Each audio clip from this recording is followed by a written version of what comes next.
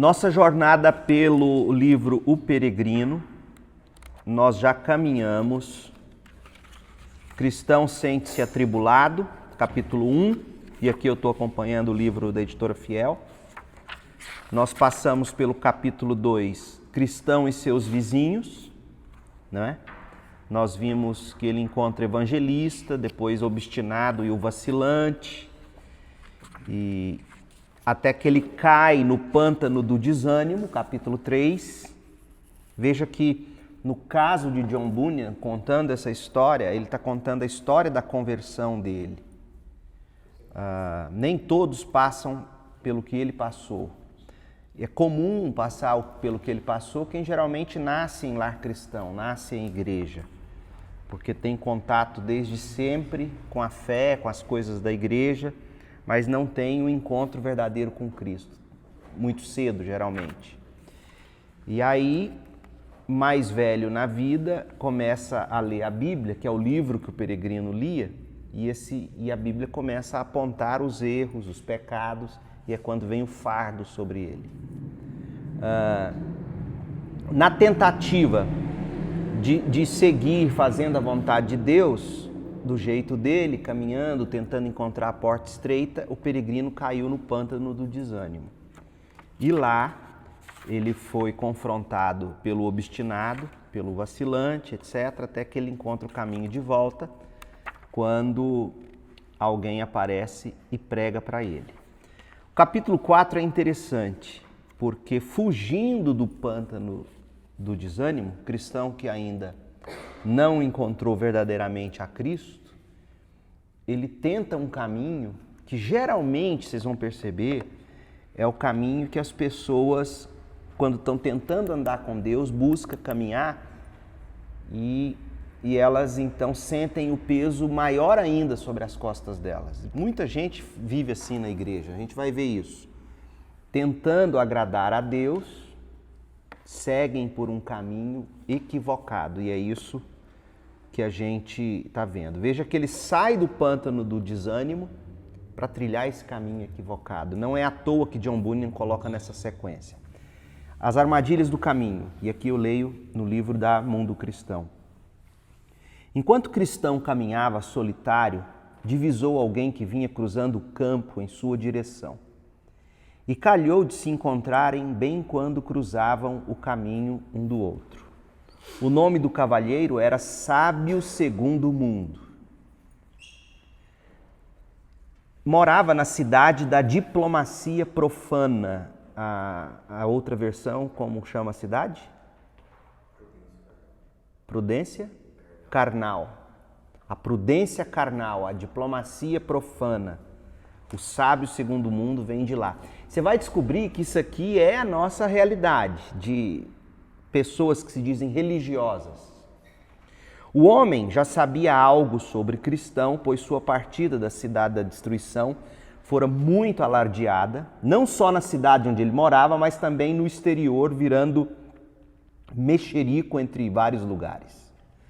O senhor sábio segundo o mundo, portanto, tendo já alguma informação sobre cristão, observando a sua esforçada caminhada e percebendo seus suspiros e gemidos, quis, entre outras coisas, conversar um pouco com o cristão. Então ele disse, sábio segundo o mundo, como então, bom homem, você parte assim, apressado e tão carregado? De fato, responde cristão, sempre achei que cada pobre criatura tem o seu fardo a carregar. E se o Senhor me pergunta se parto apressado, digo-lhe que busco alcançar a distante porta estreita adiante de mim, pois lá, segundo me disseram, conhecerei um modo de me livrar deste pesado fardo. Você tem mulher e filhos? Perguntou o sábio segundo o mundo. Tenho, mas estou tão sobrecarregado que já não encontro neles prazer como antes. Para mim é como se não os tivesse. O peso do pecado sobre ele tirou dele o prazer, inclusive, de viver em família. É isso que ele está descrevendo. Sábio segundo o mundo. Você acaso me ouviria se eu o acolhesse? Se for bom conselho, certamente, pois ando mesmo precisando disso. Eu o aconselharia, então, a livrar-se o mais rápido possível do seu fardo, pois só então alcançará a paz em sua mente. Veja que o sábio segundo o mundo quer a mesma coisa que cristão, ver-se livre do fardo. Fardo que na cabeça do cristão condenaria ele mais ainda se ele morresse daquele jeito. Então, o que nós vamos descobrir é a forma como cada um deles entendia como maneira de perder o fardo. O sábio segundo o mundo aparentemente quer a mesma coisa que cristão. Sábio segundo o mundo é aquele da religiosidade, né? Aí ele diz, só então poderá desfrutar dos benefícios da bênção que Deus lhe concedeu. Cristão, é isso que busco, exatamente, livrar-me deste fardo pesado. Mas não posso tirá-lo de sobre os ombros, tampouco há homem em nossa terra que possa fazê-lo. Portanto, sigo este caminho, como já lhe disse, para livrar-me deste peso. Quem mandou que você viesse por este caminho para livrar-se de seu fardo? Um homem que me pareceu pessoa muito boa e honrada. Seu nome, se bem me lembro, é Evangelista. Eu o amaldiçoo por esse conselho, disse o sábio segundo o mundo. Não há no mundo caminho mais perigoso e difícil que este que ele lhe indicou. E isso você mesmo vai descobrir se continuar a seguir o conselho dele. Você já deparou com algo, como percebo, pois estou vendo a imundície do pântano do desânimo. Esse pântano, porém, é o início dos pesares que afligem aqueles que tomam este caminho. Olha que ele está dizendo que é muito comum ver quem segue o caminho de Cristo passar por esses momentos de desânimo que desgraçam a vida da pessoa. Ele está dizendo, eu posso sentir o cheiro dos seus problemas, eu posso ver a imundície dos seus problemas em você, está estampado no seu rosto. E isso é só o começo desse caminho que o sábio segundo o mundo amaldiçoa. E ele continua, ouça-me, sou mais velho que você.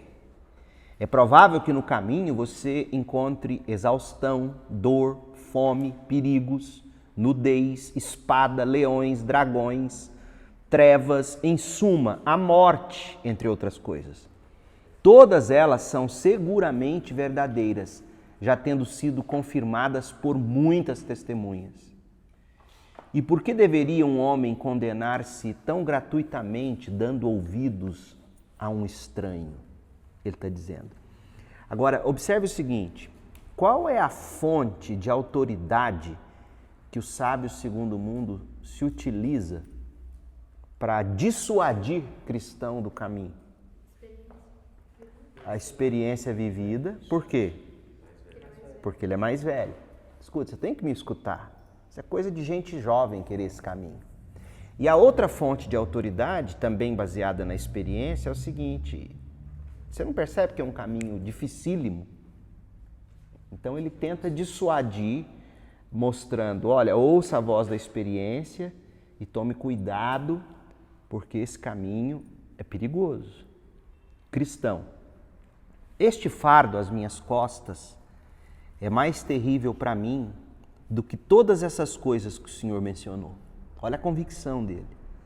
Não acho que é melhor não me preocupar com o que eu venha a encontrar no caminho, pois assim poderei também livrar-me de meu fardo. Nada intimidava ele, ele queria se ver livre do peso do pecado. E aqui de novo, gente, para John Bunyan, não tem como alguém se tornar cristão sem que antes, e aqui ele é biblicamente correto, sem que antes a gente se convença do peso do pecado. Não tem como. O cristianismo, para a maioria das pessoas hoje, é uma religião vida mansa e as pessoas trocam de crença, de igreja, né?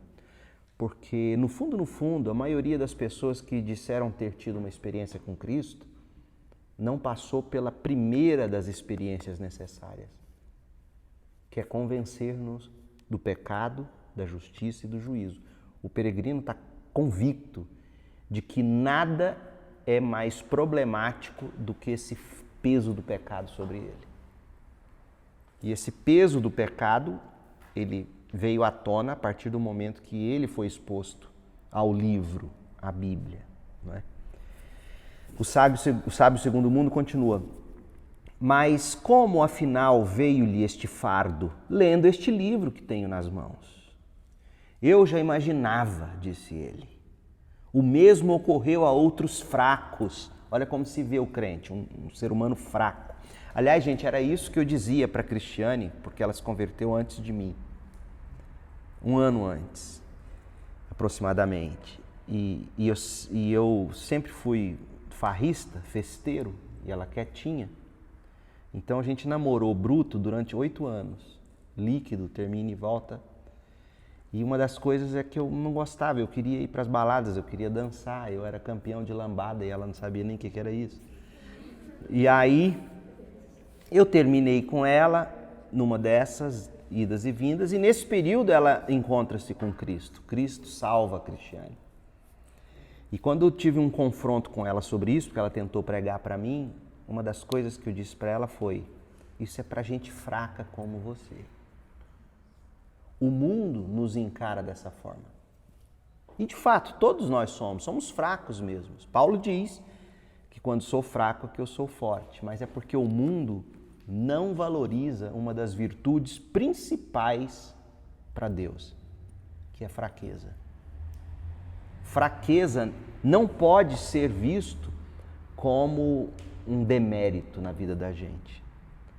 Fraqueza é essencial para a gente sempre recorrer ao Todo-Poderoso. Se você não se vê fraco, você não precisa do Todo-Poderoso, você não vai buscá-lo. Então, na verdade, o que o sábio segundo mundo está fazendo aqui é lançar no rosto do peregrino uma verdade de forma a desprestigiá-lo. Mas ele está tecendo um elogio. Sim, nós somos fracos. E o livro sagrado nos diz isso, e a gente comprova isso na prática. Então, o sábio segundo mundo diz, olha, esse livro, eu já imaginava que era esse livro maldito que você está lendo, essa Bíblia. Os sábios segundo mundo vão dizer isso, essa Bíblia que está causando isso em você. E segundo, gente fraca, quando pega essa Bíblia, dá nisso, não é? E, aliás, você se lembra do livro de Eli, né? O filme, que as pessoas veneram, falam bem, a Bíblia, o homem decorava a Bíblia. Tem esse lance no filme, mas aquele filme é um descrédito à Bíblia, porque aquele tirano quer a Bíblia para dominar a massa fraca. Lembra quem viu o filme? Então essa é a ideia. Na cabeça dos sábios segundo o mundo, nós somos pessoas fracas e por isso o livro sagrado que é a Bíblia e os líderes que pregam essa Bíblia fazem lavagem cerebral na gente e nos tira o senso comum e nos torna fanáticos, que é o que estava acontecendo, segundo o sábio, segundo o mundo, com o peregrino, e ele queria dissuadi-lo disso. Então, o mesmo ocorreu a outros fracos que, metendo-se com coisas elevadas demais para si, caem subitamente nessas mesmas dificuldades, que não só castram os homens, como vejo que as suas lhe fizeram, mas os levam a aventuras desesperadas para alcançar, nem eles sabem o quê. Agora, veja bem aqui, esse homem, sábio segundo o mundo, ele reconhece que em matéria de fé, as coisas são elevadas demais. E o que ele está dizendo quando ele fala assim, metendo-se com coisas elevadas demais para si? É aquilo que a gente já ouviu do incrédulo, quando ele diz assim, olha, religião a gente não discute, essas coisas elevadas demais, cada um entende do seu jeito, cada um escolhe a sua forma. É isso que ele está insinuando aqui. Você não pode ser tão literalista assim sobre essas coisas, porque são elevadas demais e você vai acabar seguindo por aventuras desesperadas e nem você sabe por que você está nesse caminho. O cristão respondeu, eu sei o que quero alcançar. Eu sei sim. Eu quero alcançar alívio deste meu fardo pesado. Eu quero ser perdoado pelo meu pecado. Veja que o sábio segundo o mundo não entendeu isso. O sábio segundo mundo vê o cristianismo do lado de fora dizendo: essas pessoas tentam seguir esse caminho para viver uma vida melhor, mas na verdade eles arrumam mais sofrimento. E vem o peregrino e diz: não, nada disso, eu sei o que eu quero. Eu preciso dessa fé para eu me ver livre do fardo pesado do pecado. Olha que coisa, é isso que ele está dizendo. Sábio segundo mundo continua: mas por que você vem procurar alívio neste caminho, vendo que há tantos perigos? Se tivesse a paciência de ouvir-me, poderia dizer-lhe como alcançar o que deseja, sem enfrentar os perigos que este caminho oferece. Veja, o remédio está à mão. E tem mais, em vez desses perigos, você encontrará muita segurança, amizade, alegria. Rogo, Senhor, que me revele esse segredo, diz cristão. Ora, em uma vila distante, chamada moralidade, olha o caminho que ele quer apontar, o caminho da moralidade. Não é isso que o mundo diz pra gente? Gente, fé genuína e verdadeira, né? Para quê? Cada um escolhe a sua, porque o importante mesmo é moralidade. Se você paga suas contas em dia, você não passa ninguém para trás, basta, isso é o bastante. E lá nessa vila chamada Moralidade mora um cavalheiro cujo nome é Legalidade. Um homem muito sensato e de reputação muito ilibada, que tem a capacidade de ajudar a aliviar os homens dos fardos que carregam nos ombros como o seu. Pelo que sei, ele já fez isso muito bem. Além disso, continuou o sábio, ele sabe curar aqueles que se acham com a mente um tanto perturbada por conta dos fardos que carregam. Eu já estou chamando um homem aqui de doido. É a ele, como disse, que você deve procurar. Ele vai ajudá-lo prontamente. Sua casa não fica a mais de 1,5 km daqui. E se ele mesmo não estiver em casa, seu filho, um homem muito bonito chamado Urbanidade, como é que diz aí no livro? Civilidade. Então veja que ele manda o peregrino para a cidade chamada Moralidade, para encontrar com o Senhor Legalidade ou com o filho dele, que é o Civilidade. Então, é tudo que o mundo fala que a gente precisa para viver, ou seja, moralismo, algumas leis e civilização, civilidade, respeito. Agora, gente, pensa bem, um mundo assim, onde você não define o que é moralidade, é impossível. Porque moralidade para mim não é para você. Um mundo de civilidade, até porque, gente, isso é um dado histórico, antes do advento do cristianismo, que se espalha através do Império Romano, e aqui é apenas uma constatação, porque houve grande descrédito com o fato do Império Romano ter espalhado o cristianismo pelo mundo, mas quando o cristianismo começa a chegar nos cantos da terra, espalhado através do Império Romano, dos primeiros missionários, na medida em que o cristianismo ia chegando nas culturas, sabe o que ia acontecendo? Civilidade verdadeiramente acontecia. Porque como era o mundo antes do cristianismo? Tem uma palavrinha para descrevê-lo. Paganismo. O mundo era pagão. No próprio judaísmo mal interpretado das escrituras, mulher não tinha valor, criança não tinha valor, era um absurdo. Jesus, não que o judaísmo, o Antigo Testamento ensinasse isso, os judeus interpretaram equivocadamente o Antigo Testamento, e aí quando Jesus pega uma criança e põe no colo, aquilo era um escândalo. Você pode ler os livros de história. Onde o cristianismo foi chegando, civilidade foi acompanhando. Antes do advento chamado cristianismo, o mundo era pagão. Sacrifício humano, bestialidade de toda sorte. Agora, é evidente que ao longo da história do cristianismo também houve deturpações. Então, quando alguém tenta pregar qualquer moralidade, legalidade ou civilidade sem cristianismo, Isso sim é loucura, é impossível. Porque se você arranca a moralidade que o cristianismo pregoa, qual você vai pôr no lugar? Qual moralidade você vai pôr no lugar? A moralidade de várias tribos na África, por exemplo, onde você pode ter, numa mesma vila, um homem pode ter dezenas de mulheres? É isso? Nós vamos aceitar? É normal assim? Onde em determinados lugares a forma de se tratar o ser humano, isso tudo é resquício. O que a gente vê hoje nas mídias e a gente se escandaliza, isso é resquício do mundo pagão.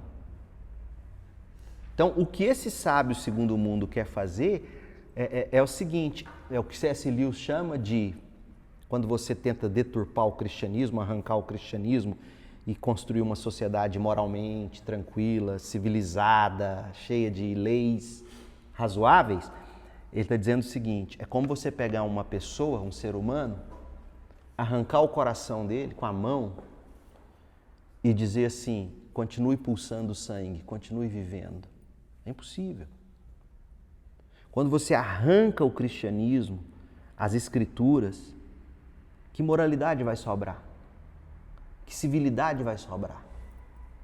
Portanto, gente, quando a gente vê os sábios segundo o mundo apregoando que é possível viver bem, como está acontecendo aqui, é possível viver bem sem o cristianismo, tudo que eles estão tirando dessa cosmovisão judaico-cristã fica um vácuo que nada consegue tampar. E o resultado é, o mundo regride ao paganismo.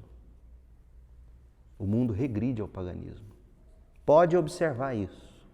Um dado interessante, eu não li o artigo ainda, mas há um artigo escrito por um estudioso recente que diz que onde o cristianismo conversionista chegou, ou seja, os missionários foram fazer discípulos, foram pregar, na medida em que essa mensagem foi se propagando, começou a haver ordem, começou a haver melhoria de vida, recursos para hospitais, escolas, houve civilidade.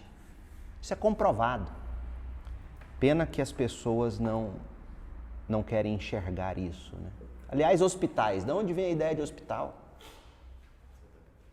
De onde vem a ideia de, estuda a palavra hospital?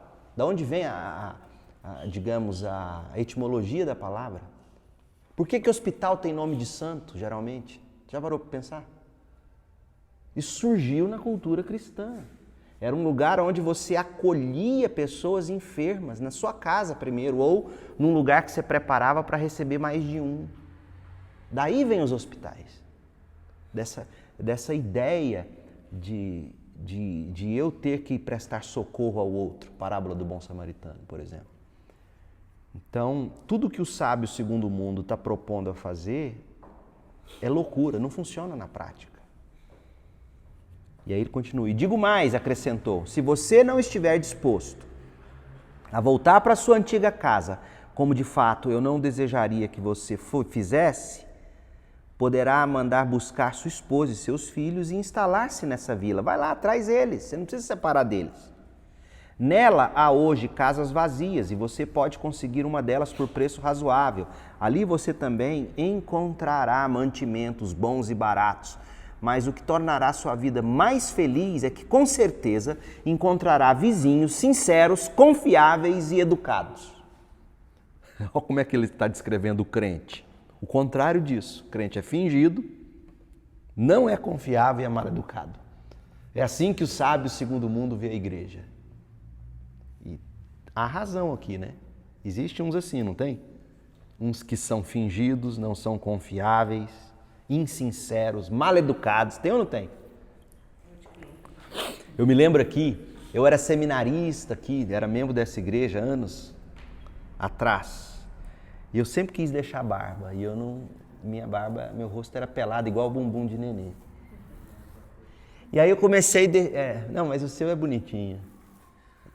Você vai deixar a barba?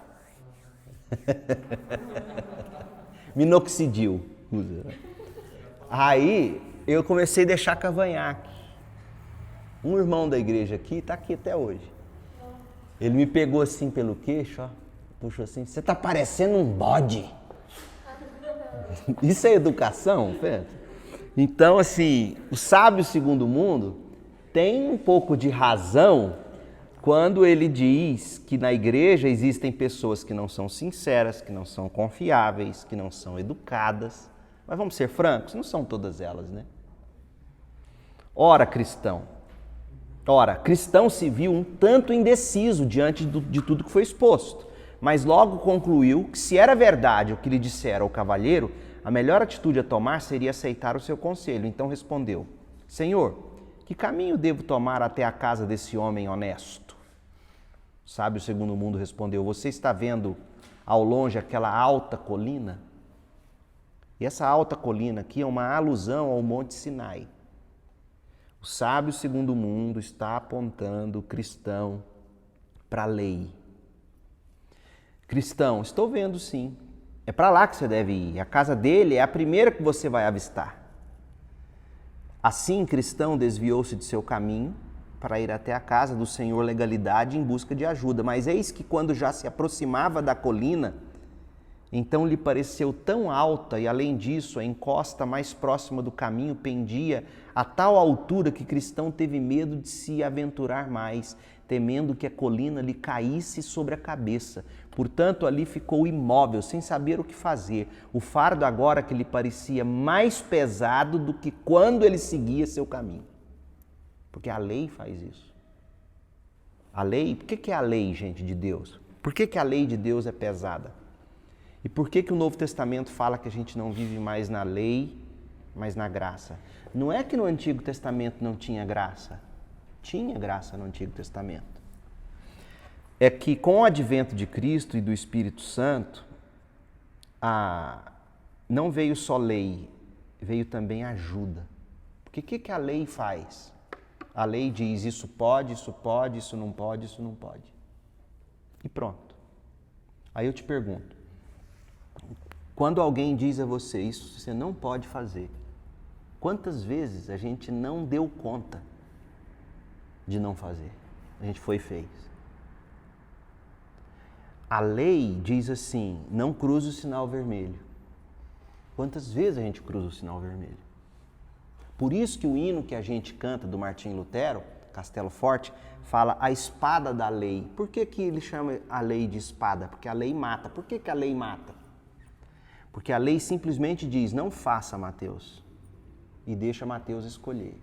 Como Mateus é pecador e é inclinado para o pecado, ele vai desobedecer a lei e ele vai morrer.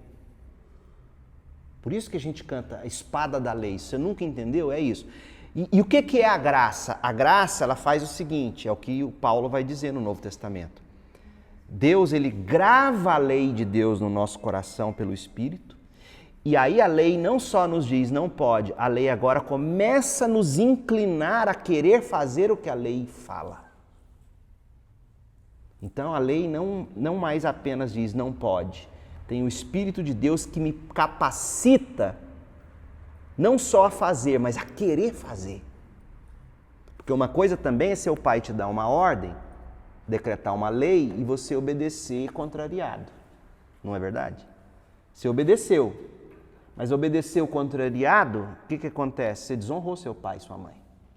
Tem muita gente que cumpre a lei com raiva. Isso não honra. Quando vem o Espírito de Deus em nós, ele não somente nos inclina a obedecer, como nos dá alegria em querer obedecer, em querer fazer certo, em querer fazer o que Deus descreve. Então, o fardo do cristão estava agora mais pesado, porque ele foi, quanto mais próximo da lei sem o Espírito, quanto mais próximo de não pode, sem capacidade para não poder, mais pesada a vida fica. Por isso que quem prega o Evangelho de Jesus não pode simplesmente apenas, como muitos pastores infelizmente fazem, pregar só os não pode. Não pode, crente não pode isso, crente não pode aquilo. Aí você fica, tá, mas qual é a promessa da graça para eu me agarrar a ela a fim de não poder, de não fazer? Você tem que pintar algo belo, e é isso que o Evangelho faz. Como aquela criança, quer enfiar o dedo na tomada, Quer enfiar o dedo na tomada, você vai lá, bate na mão, não pode, vira e mexe, ela volta com o dedo na tomada. Como é que você faz aquela criança não querer pôr mais o dedo na tomada, depois de tantas vezes dizer não pode? Porque se você for lá e bloquear o buraquinho, vai ter outro. O que a gente tem que fazer? Imagina você, a criança engatinhando, você pega um ursinho de pelúcia todo colorido e mostra para ela de longe assim, ó. Ela baba. Ela larga a tomada na hora e vem correndo na direção. Por quê? Porque esse ursinho encantou aquela criança. Jesus nos encanta de tal maneira, o Evangelho, a glória de Deus, que o nosso coração agora quer isso e não quer mais aquilo, não quer o pecado. Isso é graça. O que é a graça de Deus, gente, em síntese? É Deus nos encantar com a beleza dele, para a gente falar, eu não quero mais o horror do pecado. Isso sim é Evangelho de Jesus. Então, a melhor maneira de Deus ser Deus para nós é Ele se embelezar para a gente, sabia disso? Quanto mais bonita a Evelyn se veste para você, mais ela honra você. Quanto mais bonito Deus se apresenta para nós, encantando nossos olhos, nosso coração, mais eu quero esse Deus e menos eu quero o pecado. Isso é graça, né? Então, o meu papel como pastor, como seu pastor, é pintar um Cristo, não mentiroso, o Cristo da Bíblia, mas pintar um Cristo maravilhoso como Ele é, para isso encantar você e você falar assim, é esse caminho que eu quero, é esse encanto que eu quero, não é? O fardo agora lhe parecia mais pesado do que quando ele seguia seu caminho. Também da colina vinham lampejos de fogo e Cristão temeu vir a ser queimado. Isso aqui é uma alusão, lembra quando Moisés está recebendo as tábuas da lei? E o monte tremia, relâmpagos, raios, né? O monte da presença de Deus. Suava e até tremia de medo, então começou a se arrepender de ter aceitado o conselho do Senhor sábio segundo o mundo. Viu então que Evangelista vinha em sua direção e corou de vergonha, porque o Evangelista, lembra, já tinha tirado ele do poço do desânimo. O Evangelista se aproximou mais e mais e chegando até Cristão, olhou com semblante severo e temível. O que você está fazendo aqui? Cristão não sabia o que responder, permanecendo calado diante dele. Você não é o homem que achei chorando dentro dos muros da cidade da destruição? Sim, Senhor, eu mesmo. Não o instruí que seguisse o caminho que leva à portinha estreita? Sim, Senhor. Então, como é que você se desviou tão rapidamente do caminho? É que encontrei um cavalheiro logo depois de passar pelo pântano do desânimo. Esse Senhor distinto convenceu-me de que na vila, ali adiante, eu acharia um homem que poderia me aliviar do fardo. Quem era ele? Parecia um cavalheiro, conversou bastante tempo comigo e, afinal, conseguiu convencer-me, então vim para cá. Mas quando me deparei com esta colina, vendo como se debruça por sobre o caminho, de repente parei com medo de que caísse sobre a minha cabeça. E o que esse cavalheiro lhe disse? Bem, ele me perguntou aonde eu ia e eu lhe contei. E o que mais ele lhe falou? Perguntou se eu tinha família e eu respondi. Disse-lhe que estava tão sobrecarregado com o fardo que trago às costas, que já não encontro prazer em minha família como antes. O que ele lhe disse então? Ele mandou que me livrasse rapidamente de meu fardo e eu lhe disse que era o alívio que eu buscava. Eu lhe disse também que seguia rumo à porta distante para receber mais orientações sobre como alcançar o local da libertação. Então ele disse que me mostraria um caminho melhor, mais curto, não tão repleto de dificuldades como aquele que o Senhor me colocou. Ele disse que o caminho que ele estava me ensinando leva diretamente à casa de um cavalheiro que sabe como aliviar esses fardos, então acreditei nele. E desviei-me daquele caminho para tomar esse outro, esperando logo me ver livre do fardo. Mas, chegando aqui, vi as coisas como são e parei com medo, como disse, do perigo. Agora não sei o que fazer. Então, continue parado para que eu possa mostrar-lhe as palavras de Deus, disse o evangelista. Olha a diferença da abordagem do evangelista para o sábio segundo o mundo. O sábio segundo o mundo apelou à experiência de vida, as más experiências do cristianismo, as pessoas equivocadas ou não convertidas que vivem na igreja. Evangelista não, ele para tudo e diz, vem cá, vamos abrir a Bíblia? Vamos ver o que a Bíblia diz. Cristão permaneceu ali tremendo. Então, gente, aqui fica uma grande lição para a gente. Cuidado com aqueles que aconselham você sem o livro sagrado. Cuidado com esses. Cristão permaneceu ali tremendo. Cuidado, não rejeitem aquele que fala. Ele está citando Hebreus 12, 25. Não rejeitem aquele que fala, se os que se recusaram a ouvir aquele que os advertia na terra não escaparam, quanto mais nós, se nos desviarmos daquele que nos adverte dos céus. Disse também Hebreus 10, 38, mas o meu justo viverá pela fé, e se retroceder não me agradarei dele. Depois ainda aplicou... Gente, um parêntese, por que ele está dizendo que o justo viverá pela fé? O justo, ele acredita nas promessas de Deus, ele se deixa encantar pelas promessas de Deus, ele crê nisso, a fim de não ceder às promessas do pecado. O pecado faz promessas, sabia? O pecado faz promessas. A cobiça diz o quê? Se você tiver isso, você vai se sentir melhor. A lascívia diz o quê? Se você fizer tal coisa, se você tiver tal relacionamento impuro, sei lá, indevido, você vai ter prazer. Pode observar, ouça o pecado quando ele bater a sua porta. Ouça, não é flertar com ele. Ouça a promessa dele. Ele faz promessas. Tudo que o nosso coração, em termos de pecado, nos pede, ele nos pede fazendo promessas. E a gente, quando crê nessas promessas, peca. Por que a gente cede ao pecado? Porque o pecado me prometeu algo, eu criei e cedi.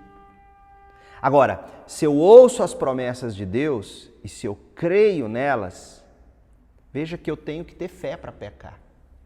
Ninguém peca sem fé no pecado. Você entendeu o que eu falei? Ninguém peca sem fé no pecado. Eu pequei porque eu tive fé de que ao fazer aquilo eu obteria o que o pecado me prometeu. Isso é fé. O que é fé? Acreditar naquilo que você não vê. O pecado me prometeu, eu acreditei, e aí por isso Hebreus está dizendo, o justo vive pela fé. De que maneira? Eu não vou crer nessas promessas pecaminosas ou do pecado, eu vou crer nas promessas de Deus. Depois ainda aplicou-lhe as seguintes palavras, você é esse homem que se encaminha para essa miserável condição. Você passou a rejeitar o conselho do Altíssimo e desviou seus pés do caminho da paz, chegando mesmo a arriscar-se à perdição. Então o cristão prostrou-se aos pés de Evangelista, como morto, lamentando-se. Ai de mim que estou arruinado. Diante disso, Evangelista tomou pela mão direita, dizendo, todo pecado e blasfêmia serão perdoados ao homem. Portanto, pare de duvidar e creia. E aqui o pecado da blasfêmia, qual é o pecado da blasfêmia aqui? Deus está falando com esse peregrino, Deus está mostrando o caminho e o peregrino fica titubeando entre crer no que Deus está dizendo e crer no que o sábio segundo o mundo está dizendo. Crer no que Deus está dizendo, crer no que o vacilante está dizendo. Crer no que Deus está dizendo, crer no que o obstinado está dizendo. Crer no que Deus está dizendo ou crer no que o coração dele está pedindo. Então, isso é blasfemar. Blasfemar é Deus ficar falando. Blasfemar contra o Espírito Santo. Por isso que a Bíblia fala que essa blasfêmia contra o Espírito não terá perdão. O que significa isso? Significa a pessoa morrer temando do Espírito estar falando e a pessoa não se convence. É disso que se trata. Então pare de duvidar, creia. Então o cristão ganhou um pouco de alento e ainda tremendo como antes, se pôs em pé diante de Evangelista, que lhe disse, preste mais atenção às coisas que lhe contarei agora. Vou dizer-lhe quem foi que o iludiu e a quem ele o enviou. O homem que você encontrou é um sábio segundo o mundo. Ele é assim chamado e com justiça, porque em parte só valoriza as doutrinas deste mundo, portanto sempre vai à igreja na cidade da moralidade. E em parte porque ama acima de tudo essa doutrina, pois o salva da cruz. Como a índole desse senhor sábio é carnal, ele procura evitar meus caminhos, embora corretos.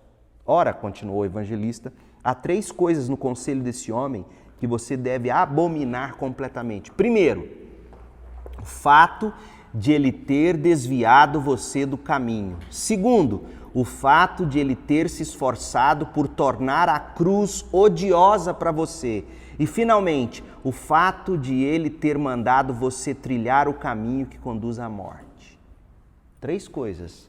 Alguém que tenta convencer você a deixar o caminho da cruz, alguém que tenta falar para você que essa história de cruz é loucura e alguém que insiste em fazer você seguir o caminho que vai te levar à morte.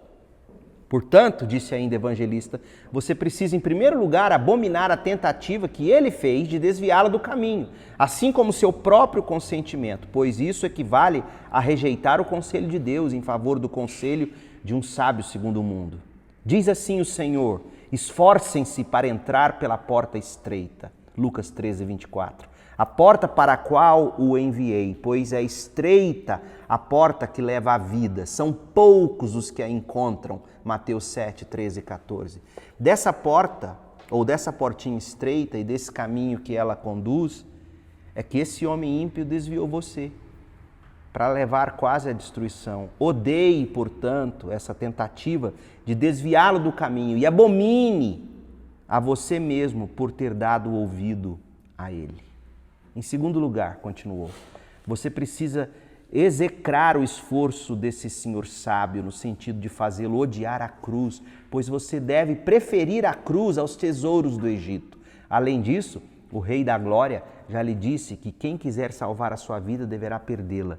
E aquele que o segue e ama o seu pai, sua mãe, sua mulher, seus filhos, seus irmãos, irmãs e até sua própria vida, mais do que a Deus, não pode ser discípulo. O que estou dizendo é que se um homem se esforça por convencê-lo de que isso será a sua morte, você deve odiar tal doutrina, pois sem a verdade você não pode ter vida eterna. Evite quem escarnece a doutrina da cruz para você, é isso que ele está dizendo. E o terceiro conselho é, você precisa odiar o fato de esse homem tê-lo colocado no caminho que conduz à morte. Mas para isso você tem de considerar a pessoa para quem ele o enviou. E também o fato de que ela é incapaz de libertá-lo de seu fardo. E evangelista ainda disse a cristão, aquele a quem você foi enviado para encontrar alívio, que se chama legalidade, é filho da mulher escrava, que está acorrentada junto com seus filhos e envolta em mistério.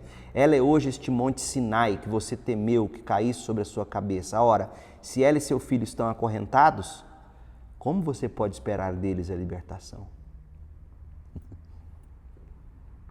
Gente, é muita coisa para a gente desembrulhar. Esse livro você tem que ler e reler sempre. Essa legalidade, portanto, continuou, não é capaz de libertá-lo do seu fardo. Homem nenhum jamais foi libertado do próprio fardo por intermédio dela e provavelmente jamais o será. Ninguém pode ser justificado pelas obras da lei, pois pelos atos da lei nenhum homem vivente pode se livrar de seu fardo. Portanto, concluiu o evangelista, o senhor sábio segundo o mundo é adversário e o senhor legalidade, impostor.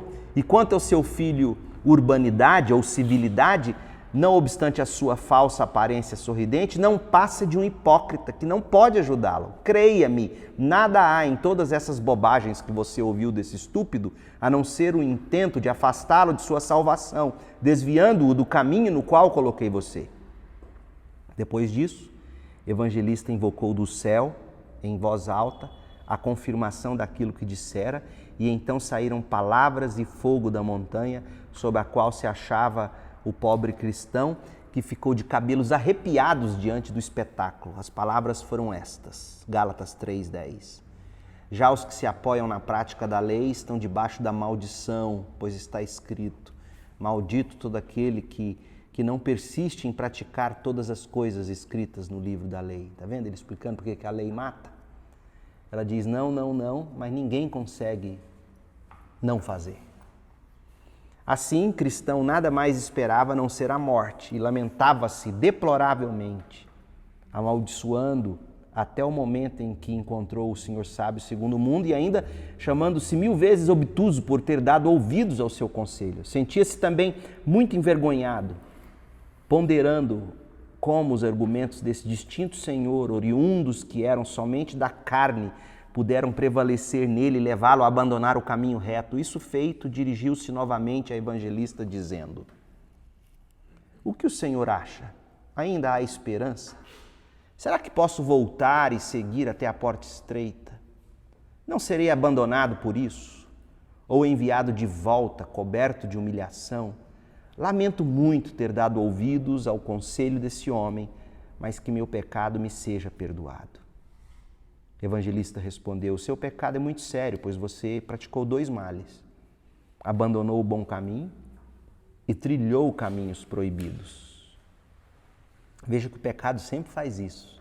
Ele não só nos tira do caminho certo, mas nos coloca num caminho errado.